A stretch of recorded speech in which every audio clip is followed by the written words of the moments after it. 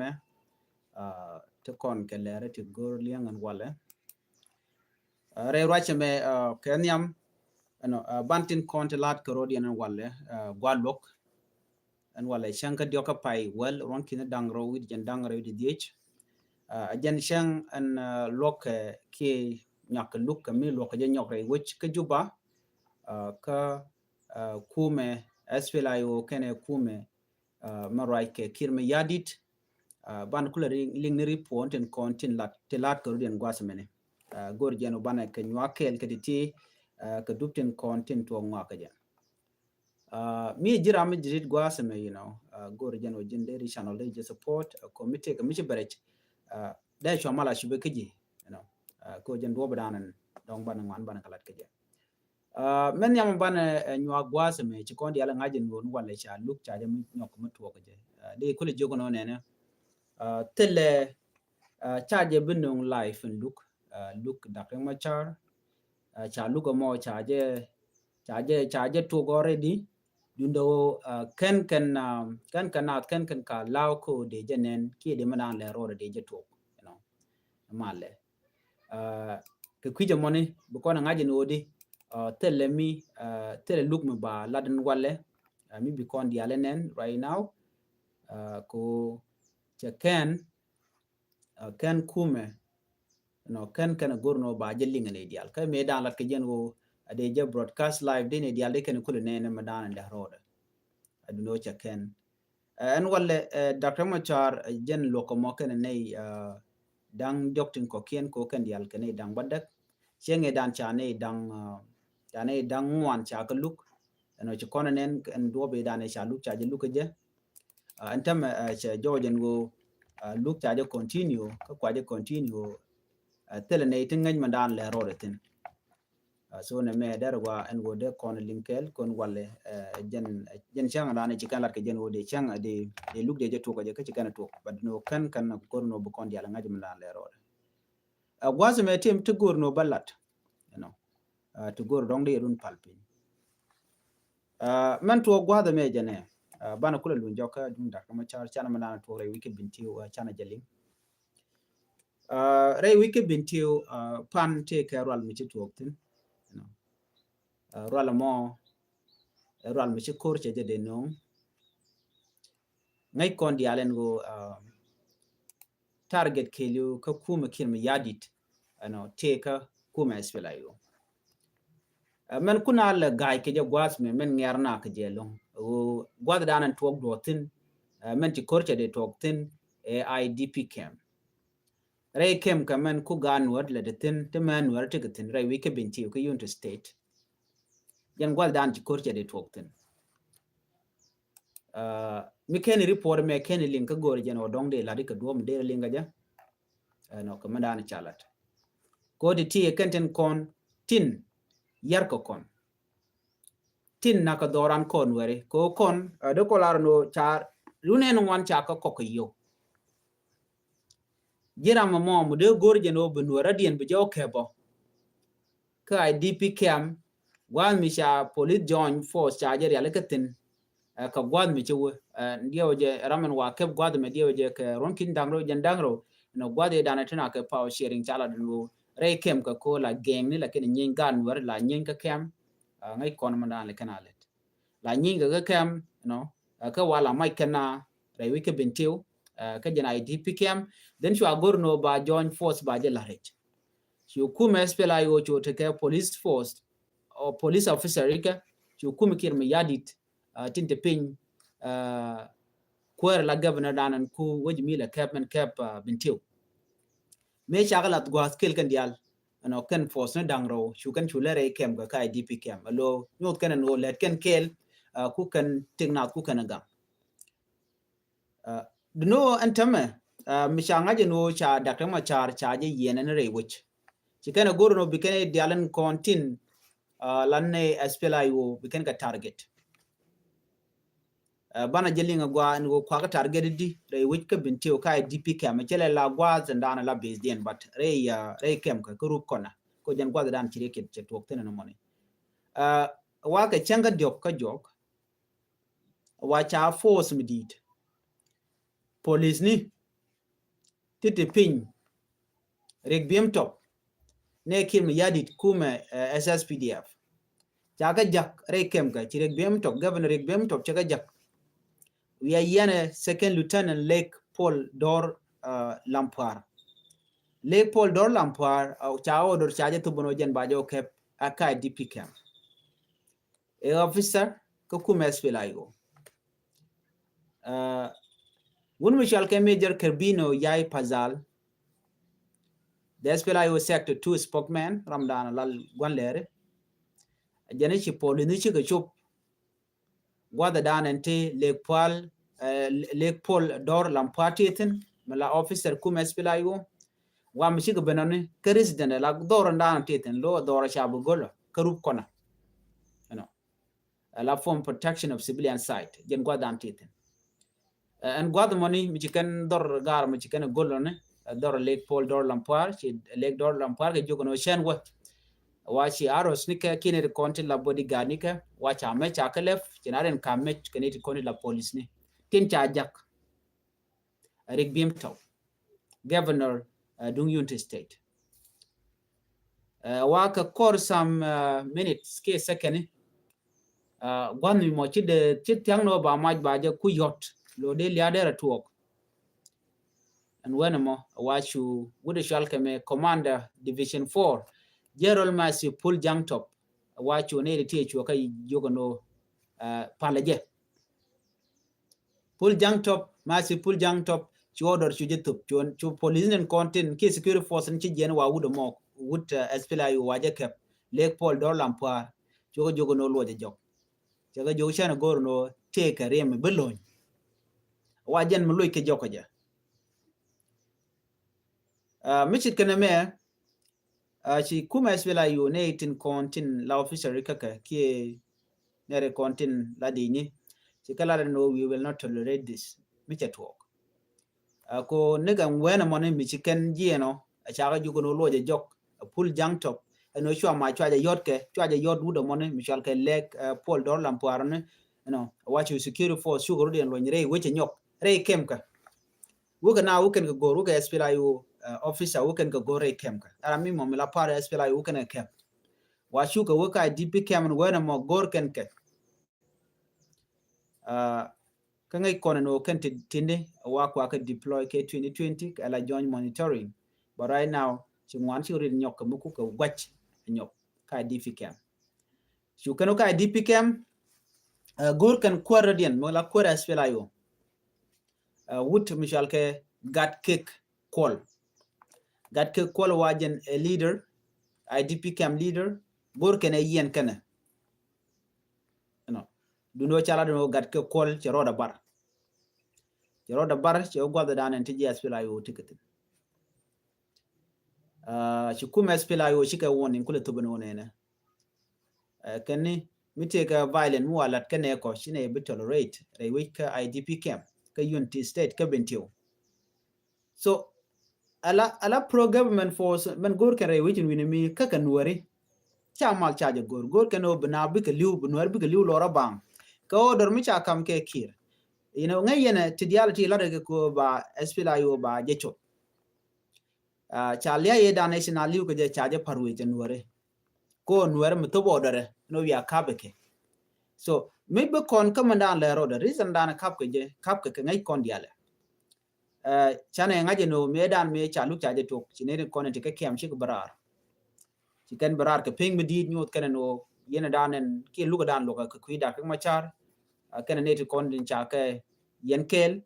again many political motivated ke nyok mendine jen kan yereng machar bane jaga ja chuch kine bu loire doroko bane tika kem ka gwam me ber chikan jo mo chikan to me changa je no china chi barar ne tin kon tin la kume SSPDF pinke mi yadit chikan dia le kon te shianen ke video ni chikan tur ngen ngana kan ti chi ta tin la ngech ti leader te ku kon right tin ta te tin re kemka ko kan jen gwadane banaratin yot kan no chale peaceful demonstration lo yot kan ta dana no kuma kirma yadit melade che nong na mare wi ke so Sudan ba jagan Sudan ko beje and when mo shu kan gorno the following days you know then goro bi kane dia le konte chanen barar wa de dane lat kanu ring ma chara lo ngeje chu kan ka suspend ka dia especially teacher chi ka teacher kan ka suspend lo ter yal barana jik chang te ka salar mi de ngun ka kwi ko jin chung kel ke ring ma chara lo ram chung kel ke ring ma chara ta mare do anwari jin threat kenen kan waran konen lo ke ring ma chara chicken winya no kir mi yadi use ne ka ko bigan war bigan ga nak chi janda na tikitin chi focus den chitan so do badanen gur ka gade ke jogwa me ajana dana shaling en go nuari mi jira mi chung ke ring machar kala ar ring machar e innocent de je delun ko ba peace ba je kula implement ba ibi jino jine jira me je e wa ring machar a dwaike anake a ngap ke je kir mi yadi lodien ba kula te ko ko cha mo ko position ko je dana to but de ya kula jogo no ne ka jowa dana shaling gwa me kume espela yo charoda realika ka bintiu mu kume dunkir mu yadit we ngot ku insist ko kebe ne ten konde la jes pela yo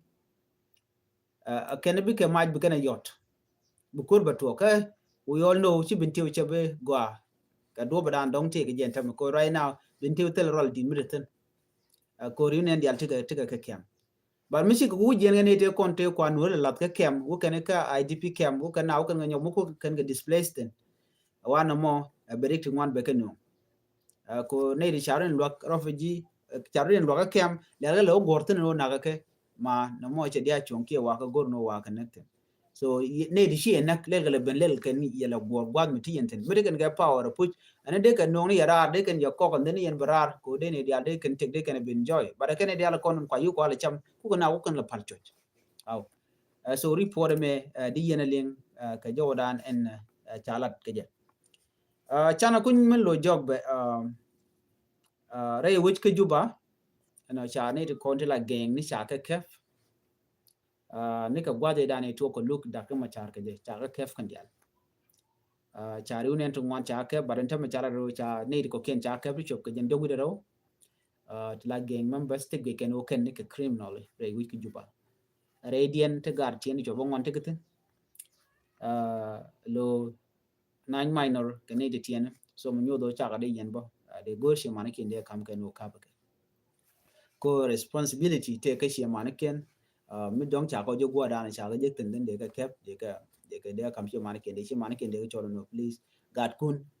ka ba ke jeno la da karwach ke ti wi chare ko right now ga dia japal wi char mel lari jenene chenge da ne show chane ngaje no chane de kor jen badak cha ka yen koru de jen badak cha ka yare wi ke juba chane dang wel jok cha ka je no ken ke duir wa cha ka yen but that's not the point jene ne din kontin chal ke geng ne mi cha ka ke be kume kir mi je polin ka ke la ka kan ke ba ka nang wa da dan tin ware ke tin la wan kur jene shaling no cha nang kana sar tan yen nang ka gwad mi ka malakal ka panal ko to te so re ti gandial ka ti char yale ka and wo mi cha je no dong ajira mo milet mi chiro lo ten ba ji nang ka front line gwad dan tin western bu yit kan ware so ko kije mo de yen ta kan yitin chana ben ka dung Jonglei state dia je sia dia sia ngai kemenan to Jonglei state Jonglei state take a threat take a core la dia talking right now dia je sia jangai bo security national security force jaga jagre which in media Japan jaga nang chika wa jel kan ka torbiele ti jandang jok truck ti dit te tiang ke denye wow can with me because we can content a lot team in shall Red Bell group they je chajeling Red Bell group jen group mi pai kamra re bon mi cha kamra kwar jani but ke pin cha kula ngach go kan chika kap ke first of all chika kap ke uniform ne chika kap ka mechi dit you know ka kan ba wa they been operating ka kor gon mi bar but tidialti cha gurno ba ka ngach even Dr. Regai ko kule la governor jen kan wuri shala kol manyanju ka shang te ka ne ka event to ne ti la Red Bell shuka ben den shuka maj be dwech ne kudien patel mi kana lat tel mi cha lara kan changa kel ka Red Bell la wa ken mai kana ba ta mate ke letter mi kana gor ken red bell group ke bon red bell mo men tere wi ke jong le bor wa ka gad jana ti chare dal ken obi ken bi ken nyin ke kum of course lat ken no chicken dak guy cook chicken gor that is what is happening ken chicken gor kalat ken no ne ken bon mo cha ken ko bi kin nyin ke jaba ko jaba ma jo ken jaba kwala gad ken you know chirmana to re daran ko ne kon shalan wari ngai kon madan le rode no jaba mo je kori kelun nanga gad kon nanga wok no nekana do no tell me kon la about that ko tele dej mi cha form tele bon ki tene de we de kana ganga lo timiet ke tet ko ne tin right now chiane no chi dio je mi chinen jel ne bien touch chal ke red bell tiken ngai ti dit ka ken kep ken yo bane kapin ka do bran chalat ke jam kan yong mai kana ko ken mi chi ken lo gwa dan titin ba ji goron gwa da titino bi ken mo kerek be ko ken ngana donc bi ken ban pin a jene si akul ngano pan ga jene mi ka gwa de dan si korje to kam bien me to kor ke jene ne ken wa chi ga bere ngar ka gwa mi natin ngai ko ne wrestling la lat ke la na kwir jang la ken te ke sport me kana let competition mo jen gwa dan chi binten wa chora na gwa da money me cha wo kwa ka kep gwa da money ne de ko la national security ya to ku kana ngo churen mo mach chu ku churom ka national security officer ala SSPD amni no chu kan dia SSPD chu kan gana jen ku ila ne tama cha ne de konti la national security ana ngare which board ko bi ka which bi kana oga but ten tenten so war ga ji kana gorje na gwa da mi kana do ne keni red bell group kwaja form ko ba community ba jaga lo shirkan ka community police officer ala community police no lo gang ken ne re wich re winiken gang ken ka kwinga ki kwi murleni but question no ne mi ken etimo gang ni po gang ni murleni gang kan oken gang kan eken ngumo ken mai doi ke je gwa me to kwarte ke tin ka chu kwar shu ke bit ke nyokan kwar kan commissioner me kan kana lat anyok chikaram kel mila rami mo mela kwer wildlife re wichin gini mi wala officer ko le la leader yen chikana nyoko mala chairman uk chugan nyoko mo kana pat no chuga yet ke ja anyok chigan nyoko yet bo ke SSPD up ne re wich ke chikan SSPD up chikan kana no michigan ite mo nyen ke SSPD up michigan team of form ko bi nyen na re wich ka bor ngum nyen kan ke de ke ja de ni kem yadi ke de ke chu nyen kaneten konti la morale ga kujemi so na me wana me a imaging group mi jena ka dolan kon intere which ka juba shit ke Michael Makwe cha jo la no jen ramkel milen wa ka pin ko ga de chelling no wa kan gor kan de kan kwar you know gor kan de kan ku mi tin tam de kan ka jo wadana chalat ke ja anyok di no ni ka chenge dan me cha ngaje no te mi chala red bell point Michael Makwe le chenga condemn kana jalat chenga tukra kana lep you know but cha video ti kan galat ka kor gwan min ci wo cha kan no lo wi min that kan te kan ke de ni ka pin ti kan ka mo ka meti dit no te goro miti to den de kan kamra shi bi ko nan tama shi jong le che te ke rik ti ngwane te ten another thing about ngaj and for the di cha nango kan de ni SSPD abaton te jel ka torbel ya nang jogo cha kan nang re wichin wi mi lo ba amen yam dio je cha ngaj ni ma kwaitu che jo che jela no ne en micha kene cheno ka apanal ka malakal ka mitiak jongle mitiak borone bo bor jo dana chalat en me dana chalat then ko pa jela te ka gwa da me ka ngai kona wuke zemen tamare wiki juba ka do badana loke da ka ma char ka je dio je kon ja te ni kiti kon lat rodien ka cha ngaji no outcome de chebe bena gwa ngai kana no bu korba talk that is why they are sending forces jakan ka kabor ka jongle you know but instead chinedin konti lan wer gwad menetin kelga kir no chane ko ken chaga muy ka match ka chaga muy ka yo ken ka dor shal ke nyirol dio je pan charo tin ka ku nyirol nyirol kanti ano te ke ngwen de chare ya leka di chiwo ki kan ko page no ka yut ka wa chi ga yit no ke ma kwa chut tenedin wan ka me pan che lat pan ka tai da ne cha lat ke je chitana tikene confirm no chetwo no chi kor chetwo kam wer ka rodien kanide ti wa kanide cha tila GSPL IG tin tekel ke kin me yadi wa kanide kontin wa ma kwaitut wa janga ka kuje mi lo chere mo lokano ba ma kwaitut ana ba wo gwa dan der wotin cha ne ti cha ko the reason nan kwa keje medan ma kwa chu cha no de ja ko dere bit ke de dier kana da na ka nuori bugo ka mane ke helicopter wachi ma kwa tu che to che de le ma kwa tu cha je lut ko je ne go en ran mi ling raje me ma kwa tu cha je lut ko je ne go che ja ma kwa tu do te je ko jen te ka nuori te ko te ngwan te ngwen te ka mech te ngai ke den mat jen dia na ga je mi lop ga je ko jen ne go dio je dung mi dong la roi lai chwa la de chwa jen de chu gwa de chu nga je no cha ro cha je lat den tel mi de lat ku ji mi de nga je no te ka power but dwal na ko di jen take de mi te je te la nuori de ko la no shire de ke nuori wayami so chicken wo ko lor bang la ko ko gwa nan chicken ngaji no chi nuori chicken te kare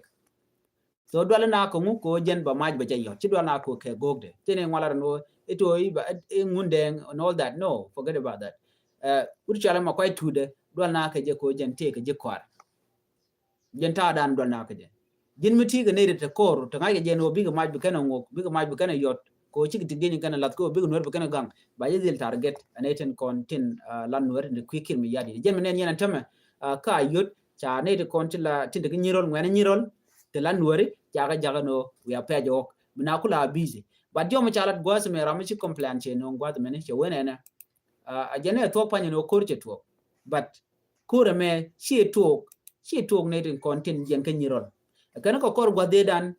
chi ngwana nuori ka yu chi ke jen chi go ki kan o kan kan nyirol lo cha ko pe no e kwala lo ni ja to my understanding we je no me chi wono wala chi te ko gwada me why do you have to repeat the same thing kan ye je na re kur mi chi o dong cha ye kok ne tin kon tila jam so ko jin ngai je no demo okay demo mi chi mo kere ga lo jin che o chi go nan ga gon mi ber kan ye je ta mo tana re kur bugo ke me chi dit gwa dan tikitin engu mi di le gor je no bi je le ori ko na gwa mi ti ga tikitin ti man kon tikitin gwa nyet ga doli you know family ke le ka tin bo kene chiang ka jino le wu wi nyen ke mo kwa chun la no nuore kala free so nyo de gwa no jin ti ga jena de dien ka nga ka ku mi kem yari de chi kon na ke 2013 ka je kon na bogo kon so ne de kon ti la ngwana nuore ka nyirol kanti me chi kana lat ke report sha no mi je che mo gwa mitin ko de no nuore yen ka benang ka yut ke de yana de yan ma dio je che cha je lat ke gwa de dan itela kor de ngaje no tene yen kare kam no kun ke dungo but jo chiling along wa mar kama yut ke ne nyirol wa mar mi dinu won chicken wo ke ni kan ka page and why now ngu mi lero den tama ajene shi anga ni re ke juba and o chi konti ka eyewitness ati lo ke ring ma char so whatever mede ke jago bi ka father be ke ne dilat whatever mede ke no de kan ga da ka jamo intersection be ke ne dilat jente ka rol ya len kon ke tine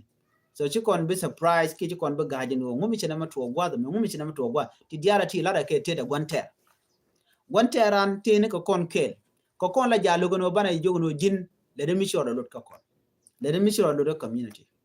ko te ke kel ko kon nuer ti la family de kala goro ken ba kala be na kot ke be kala odi bran bro le jon match mission dong cha je kok anu wo ngak ne to te ne la no nuer tan yen lo kan mal nuere chicken mali ken lok nuere they are number 1 in South Sudan te la mala jagor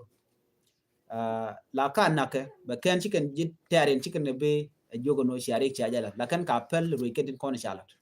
anyok ba nyok betray anyok again the same thing when kan nuere kon la politician because nuere be ken ga betray in the end of the day ba ga nyok mun nokaka ya ka e kwer mo gwa kwer mtenene we should do something about all this mess ten kwa create way down so right now no more mi chod lare which in me outcome there not yet but one thing and then yoko je gwa the me go ne wachi kuma spela iwo male achi kuma spela iwo wa ken tintere which in me ka yut dio je wa charen realeka ko bi kanok dial bi kan ko jogo jo ran cheling ko cha lado ne de ti ke ne ya kong ne ke chicken oktilaw community ka chicken ga de lo match ano ka kanton ngai ke no tinare kur no chi chong wa chicken guru bi kanok ro bi kan lo jogo ndial dio je ban report yen bi kan non ko gwaden be dio je ban jeling ko gor ko ban tin dial ko let rodin ban ka ngajen wo chika woni ngum chi oda lat ko ka kan ne dial kontin cha ok cha kanang cha ga lo jok wala kan ka lo jok den ban ka ngaj ka gwaden be ko ngai ko ne dial kontin lat ko rodin kwana lunjo ka dung look doctor machar ame mitte kon dial tin kalib kon diale adio jen wala riudan dial gikeno dong ba jenung live and then bar madan le roda bana jenen but man bana ngai gwa me live streaming charge look ken gur kono bikene dial biken galat changet do badanan chala changai ke jangai kon diale wodi ala netin kon tin could testify key witness ke netin kon tin te kel ke ngade kon larno ke netin kon tin te kel ke kumkin mi yadit I've watched one of the video karam kel mi chirwach kwa kun mi jang ke nwar dio je jang roje to karabi bachanyo mo kwa je gor ka to ko ai ni alajen chala do nen chone te nyi ne ke re which kan nasir ajene shi ke as chi kuma spele ayo kon gwani ne ka tuk duel kel gwani ne ka tuk duel tele kuma spele ayo mi chukor chiete jene gwa ka tuk duel me chi tuk duel ngati no cha ka tiam chi tuk duel odin chero da mat me chi tuk duel odin chero da mat again kane de ti kana no gur kano de ne wo chire wujene ka nasir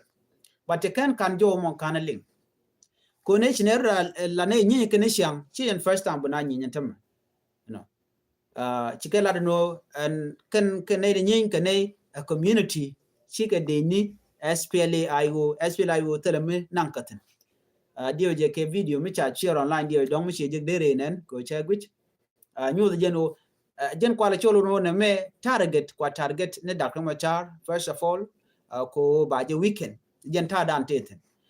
ko kan I witness ne dia de kon te roch beken del ben live beken blood but member you cha jang te kon te chi ku te cha kula nang ko imagine ne te kon te nang ka ke te nang ke din de kon e chicken re wit kan nasir te charen bar ko ulang ka charen bar re loka gwa de mi ku jimi dia je kon ne mi ku mes pila yune kene te kon te dong te kor dia je chi din de kon chicken de ken din ro chi ken chi cha ne na ko tan din me chi guru den bar chi me ngai kon ne me charen bar no shitanen chi ge ti ku ye chao ya o wo ke wo taram chi ko jugde ko ram chi ro de bar kan wore chi kana go la ko na ji no chere kelam juro de bar gwa kur ka bayile be nyoko moy ke jire gwa de melarana guje be chen den bar ro de ko dong che je chu liu gwa de mo den a chikana palwe kan jugo nuya jane to cha go nang re wiki juba ko cha ga pel anyong ne de kon wo ke po ku mes pela yo chi kum kirmi yadi teleka meno bi ka kot a through coordination of SPLIO ko ngwa je da ne to ne jen ka community kene de ne SSPDF cha SPLIO cha ga de jugno yen ke yene tin kono tikariya kene de kono nakana no point yen en kirmi yadit ka men ngai kono no jen a tribalist leader la talk ko medan jo kono ga 2013 jo kono yo target gwas me ke 2025 mukul te kor la ro men tama non stop mene sherin yalla she ka use against Nuer community kene ka ngane ke kuma SPLIO kan ne ga te kon te kul we te chirurin kul bare we chikala da ne te kon nyin ka nei ka Nuer la ke local community ke ngwere ne ken so jendan local anyo ngai kon diale no u kana gwanye ko cha uniform cha galat ne diala kur mi cha tugla do amuji ka mi dong cha je de mal just mi pen de la ponju pa kan gujo ne de kon cha uniform cha galat ken ko du uniform ne de ndigaten ti uniform polin ndigaten ti jel ka ko a combination ngai kon kor bel kana en wo yen ke yen ji SPLIO ngula yen mo SPLIO yi jen do mo karwade tel mu da dien me ja case me wala ka da ma char kan all the eyewitness ten kon lin kon ke e chak jen ba ka nget ka jamo tel mu la tuok mu de ten janga tuok to teleje ko ne ko gwade da ne gui kon me le ti dia rodin ke je cha ti dia cha ko pen ne lin kon ke ne ka jen pai do ke dan me be kor me ba tuok ta ye tuok ge je amene me chicken point ke me ya di respond jo jang ne team ko ba Nuer ba ka wo disam so na mo ke liu emi cha plan ken ba chikul ben pelijan ram luga u dog medan che ben ka nasr che broy ka community dio je te ni ro wala nin jogol nin ngon ke jen 2024 edan me chi kur me che tuok ne kenya me ya tuok ka hali kan ne kon la SSPDF an kur edan e chi tuok che kon diale nen mene me cho ben no be community kene de ne SSP dia ba buloñ marka a joja ngai kon diale me che ben chuna dol chwa gu jeno chwa jogo no man gune ya dine ti ka gerke national army abe ke a unified force anu kare wika ka nasr shuka agree chala no gwa ba jo lat kwar ne kir ba kir ba ujok then ba de den ba je deployed den mi chamat chama tuok ne kan ben tuok then ka pa diok chu koro de nyom tuok roda kam ngene korodin en bel diality to belka Dr. Machare jen ta coach je tok no Dr. Machare take for the chale SPLAIO Nuer Wai Army ngai kone chunkan la Nuer Wai Army chale ken Nuer Wai Army they do not have a base, they do not have salary, no, they do not even have basic training at which ang yeje ke dini no anyoken la je Caribbean only michika tre chicken nen ka community and no chichuri gaben ke chao ken chao mach ke cha gat ken cha page jaba and then we can kula wa they cannot on that moment Michigan situation you can no way go but kuma kirma yadit bele nuer bele kabang first of all as SPD mete ka nasser dio jelin kon diale kon lat krudin ne kenyam ken SSPDF tintie ka nasser ko ken chicken te wi yara dio chicken re rek la kula bene ken bugu ba ma bi kula lo re duare ni yo ken Mishran che mije ke lat gwasame cha kwanu den ke cha lan mi chor lut den baji beka baji yen baji nangre jimi baji udwach pen kana jal ne ti mola dorian bai pen jalan wena moni der ken china clash so no china yet ke jen na pai diogo mo chi new china yet na wal china yet boki Equatoria gon ko ken amene business ken de ni SSPD ap cha ga already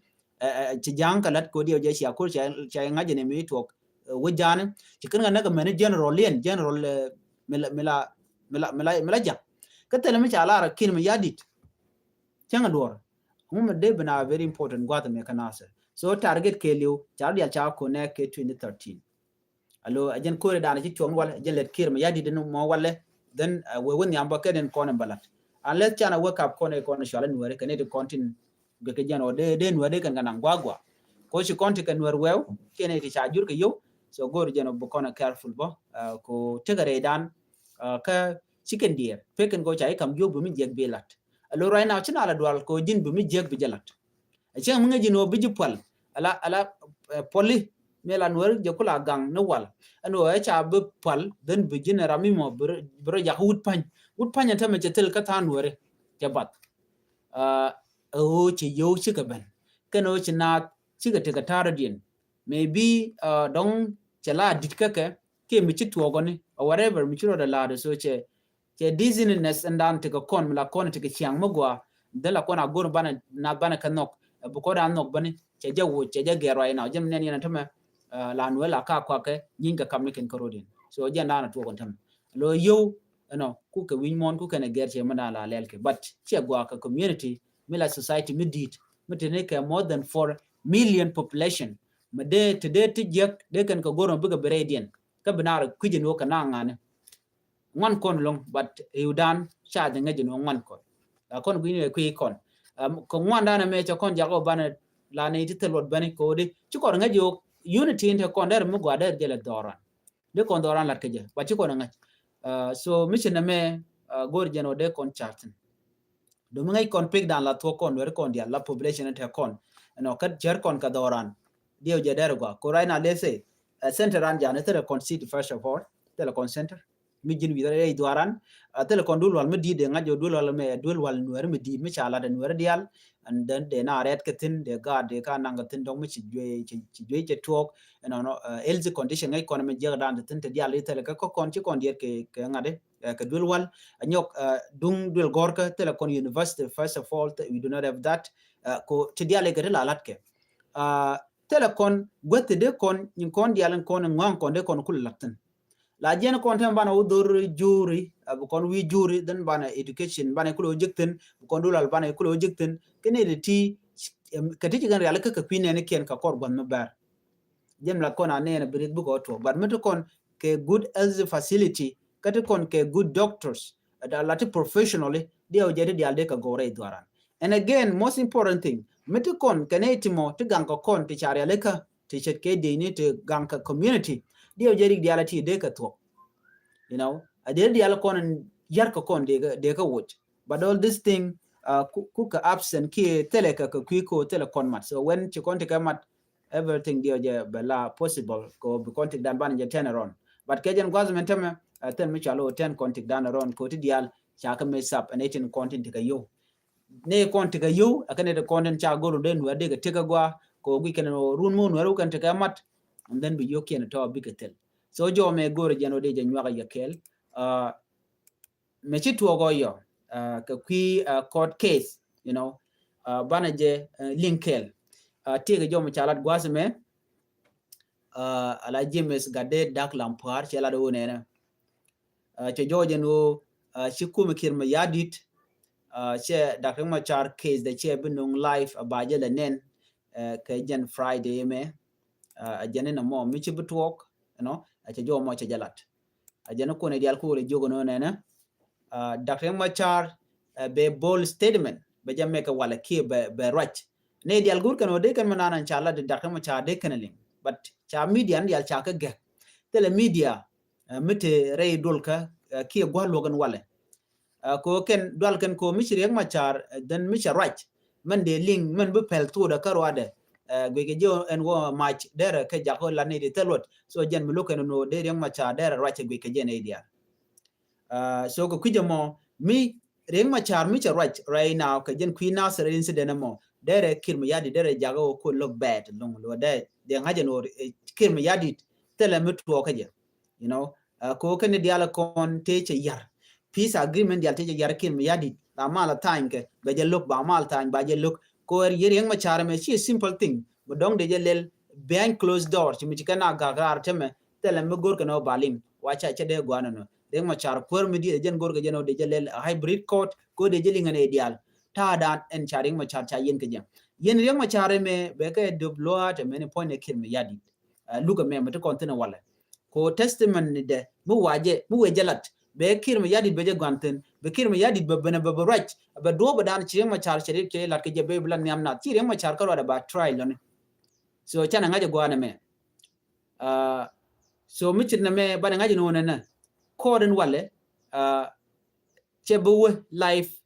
charge binen ne dial terambinen but bukon men dan bukana goryo bana je jekel jo me gor jeno de je nyaka yekel ani gor jeno biat diali biaka nyaka ne ko ken ko gwada dan en wa video de dien waje no re gwasa meni dan bete kam be talk bana men dan le ro ban je kula ngakel please mi jira mi dirit gwasa me gor jeno de channel de support de subscribe ko de dial ko ken kon la len gwasa me, you know, they can chama la chukaji michi notification bell chi jetwan, you know, and be atagamal